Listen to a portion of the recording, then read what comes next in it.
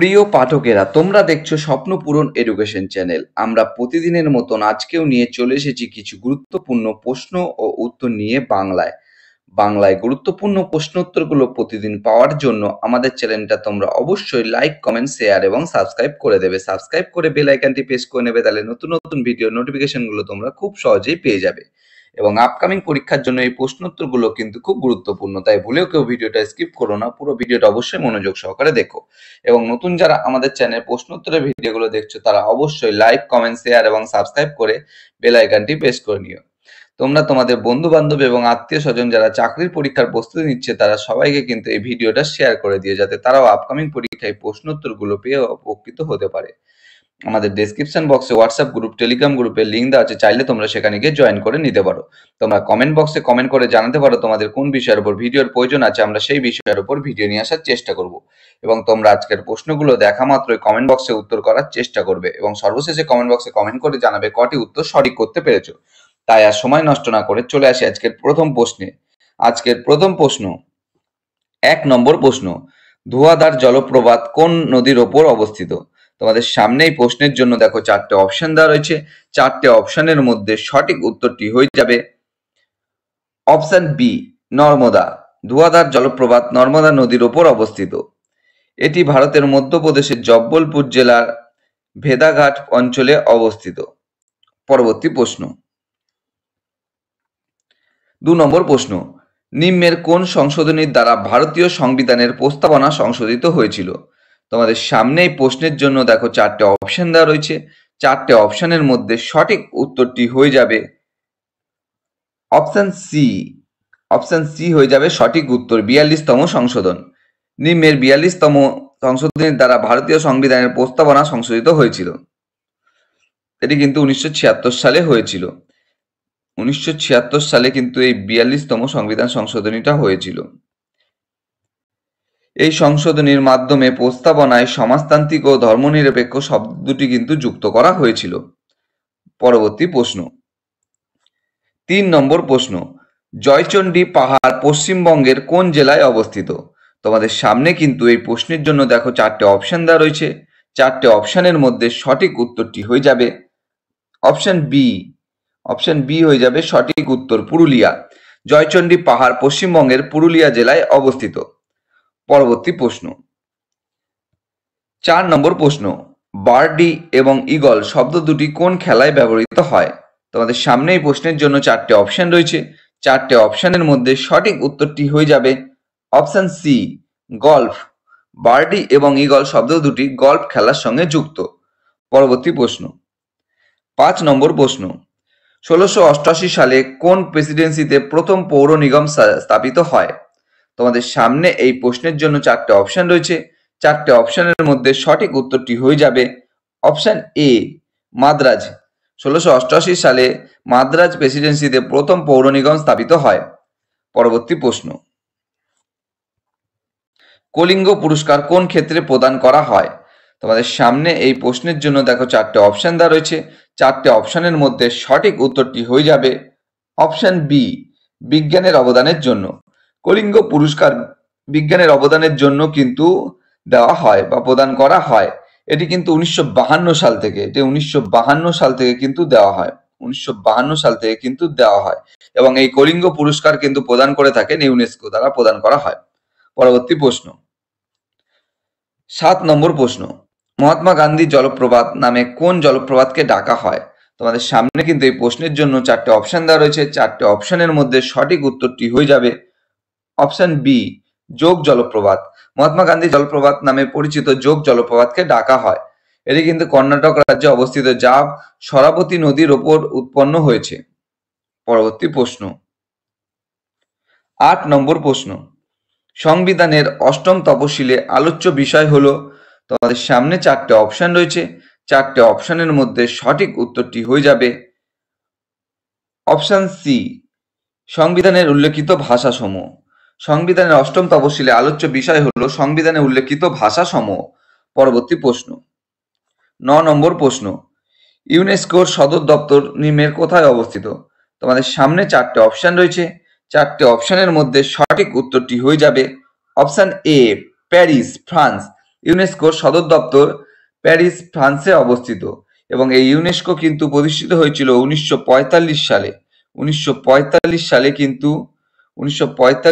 16ই November কিন্তু এই UNESCO কিন্তু প্রতিষ্ঠিত হয়েছিল এবং এর কার্যকর শুরু হয় এবং এটি কিন্তু কার্যকর শুরু হয়েছিল 1946 সাল থেকে। পরবর্তী প্রশ্ন 10 নম্বর প্রশ্ন, মহিলাদের জন্য লোকসভা এবং বিধানসভায় 1/3 আসন সংরক্ষণ করা হয় কততম সংবিধান সংশোধনীর মাধ্যমে? তোমাদের সামনে এই প্রশ্নের জন্য দেখো 4টে অপশন দেওয়া রয়েছে।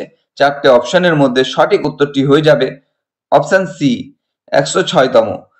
মহিলাদের জন্য লোকসভা এবং বিধানসভায় 1/3 আসন সংরক্ষণ করা হয় 106তম সংবিধান সংশোধনী আইনের মাধ্যমে এবং এটি হয়েছিল কিন্তু 2023 সালে।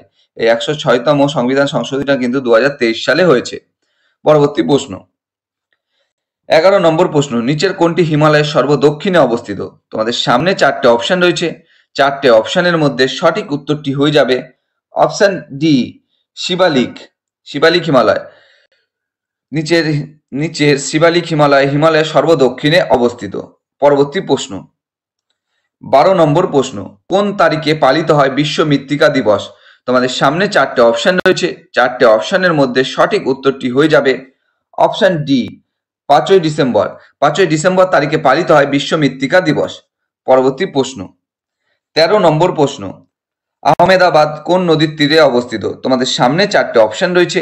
4টে অপশনের মধ্যে সঠিক উত্তরটি হয়ে যাবে অপশন ডি সবরমতী। আহমেদাবাদ সবরমতী নদীর তীরে অবস্থিত।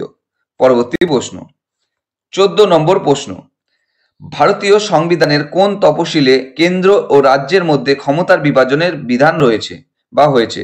তোমাদের সামনে এই প্রশ্নের জন্য 4টে অপশন রয়েছে। 4টে অপশনের মধ্যে সঠিক উত্তরটি হয়ে যাবে অপশন বি সপ্তম। ভারতীয় সংবিধানের সপ্তম তফসিলে কেন্দ্র ও রাজ্যের মধ্যে ক্ষমতা বিভাজনের বিধান রয়েছে। এই তফসিলে কেন্দ্রীয় তালিকা, রাজ্য তালিকা এবং যুগ্ম তালিকার কথাও কিন্তু বলা রয়েছে। পরবর্তী প্রশ্ন 15 নম্বর প্রশ্ন, সরস্বতী সম্মান কবে কে বিড়লা দ্বারা প্রতিষ্ঠিত হয়েছিল? তোমাদের সামনে কিন্তু এই প্রশ্নের জন্য 4টে অপশন রয়েছে। 4টে অপশনের মধ্যে সঠিক উত্তরটি হয়ে যাবে অপশন বি 1991 সালে। সরস্বতী সম্মান 1951 সালে কে বিড়লা দ্বারা প্রতিষ্ঠিত হয়েছিল এবং সাহিত্যকর্মের অবদানের জন্য কিন্তু এই কে বিড়লা ফাউন্ডেশন থেকে এই সরস্বতী সম্মানটা প্রদান করা হয়। পরবর্তী প্রশ্ন 16 নম্বর প্রশ্ন, অধিবেশন চলাকালীন সংসদ একটি ড্যাশ দিয়ে শুরু হয়। তোমাদের সামনে 4টে অপশন রয়েছে। 4টে অপশনের মধ্যে সঠিক উত্তরটি হয়ে যাবে অপশন সি প্রশ্নোত্তর পর্ব। অধিবেশন চলাকালীন সংসদ একটি প্রশ্নোত্তর পর্ব দিয়ে শুরু হয়। পরবর্তী প্রশ্ন 17 নম্বর প্রশ্ন, কোন আইনে ব্রিটিশ ভারতের সাম্প্রদায়িক প্রতিনিধিত্বের ব্যবস্থা করা হয়েছে? তোমাদের সামনে কিন্তু এই প্রশ্নের জন্য 4টে অপশন দেওয়া রয়েছে। 4টে অপশনের মধ্যে সঠিক উত্তরটি হয়ে যাবে অপশন বি মর্লে মিন্টো সংস্কার 1909 বা Indian council act 1909। Morley Minto সংস্কার 1909 বা ইন্ডিয়ান কাউন্সিল অ্যাক্ট 1909 আইনের মাধ্যমে ব্রিটিশ ভারতের সাম্প্রদায়িক প্রতিনিধিত্বের ব্যবস্থা করা হয়েছে। পরবর্তী প্রশ্ন 18 নম্বর প্রশ্ন, নতুন অর্থনৈতিক নীতি প্রবর্তনের সময় ভারতের প্রধানমন্ত্রী কে ছিলেন? তোমাদের সামনে কিন্তু এই প্রশ্নের জন্য দেখো 4টে অপশন দেওয়া রয়েছে। 4টে অপশনের মধ্যে সঠিক উত্তরটি হয়ে যাবে অপশন এ পিভি নরসিম্হা রাও।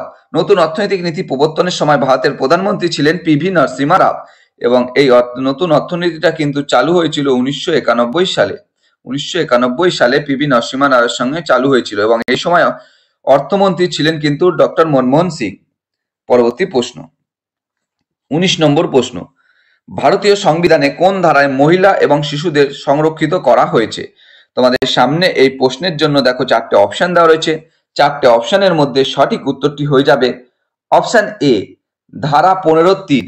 ভারতীয় সংবিধানে ধারা 15(3)-এ মহিলা এবং শিশুদের সংরক্ষিত করা হয়েছে। পরবর্তী প্রশ্ন 20 নম্বর প্রশ্ন এবং আজকের শেষ প্রশ্ন, মানুষের শরীরে কয়টি গুরুত্বপূর্ণ পেশি আছে? তোমাদের সামনে এই প্রশ্নের জন্য দেখো 4টে অপশন দেওয়া রয়েছে। 4টে অপশনের মধ্যে সঠিক উত্তরটি হয়ে যাবে অপশন বি 630টি। মানুষের শরীরে 630টি গুরুত্বপূর্ণ পেশি আছে।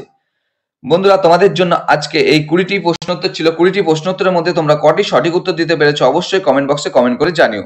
এবং আমাদের এই প্রশ্নোত্তরগুলো পেয়ে যদি তোমরা খুবই উপকৃত হয়ে থাকো তাহলে অবশ্যই আমাদের চ্যানেলটি লাইক, কমেন্ট, শেয়ার এবং সাবস্ক্রাইব করে বেল আইকনটি প্রেস করে নিও। তোমরা তোমাদের বন্ধু বান্ধব এবং আত্মীয় স্বজন যারা চাকরির পরীক্ষার প্রস্তুতি নিচ্ছে তাদের সবাইকে কিন্তু এই ভিডিওগুলো শেয়ার করে দিও, যাতে তারাও আপকামিং পরীক্ষায় প্রশ্নোত্তরগুলো পেয়ে উপকৃত হতে পারে। আমাদের ডেসক্রিপশন বক্সে হোয়াটসঅ্যাপ গ্রুপ, টেলিগ্রাম গ্রুপের লিঙ্ক দেওয়া আছে, চাইলে তোমরা সেখানে কিন্তু জয়েন করে নিতে পারো। এবং নতুন যারা আমাদের চ্যানেলে প্রশ্নোত্তর ভিডিওগুলো দেখছো তারা অবশ্যই কিন্তু লাইক, কমেন্ট, শেয়ার এবং সাবস্ক্রাইব করে বেল আইকনটি প্রেস করে নিও। তোমরা কিন্তু আমাদের কমেন্ট বক্সে কমেন্ট করে জানাতে পারো কোন বিষয়ের উপর ভিডিওর প্রয়োজন আছে, আমরা সেই বিষয়ের উপর ভিডিও নিয়ে আসার চেষ্টা করব। এবং তোমরা কিন্তু আজকে 20টা প্রশ্নের মধ্যে কটি সঠিক উত্তর দিতে পেরেছো অবশ্যই কিন্তু কমেন্ট বক্সে কমেন্ট করে জানিও। তোমরা সবাই সুস্থ থেকো, ভালো থেকো। দেখা হবে আবার পরবর্তী একটি নতুন ভিডিওতে।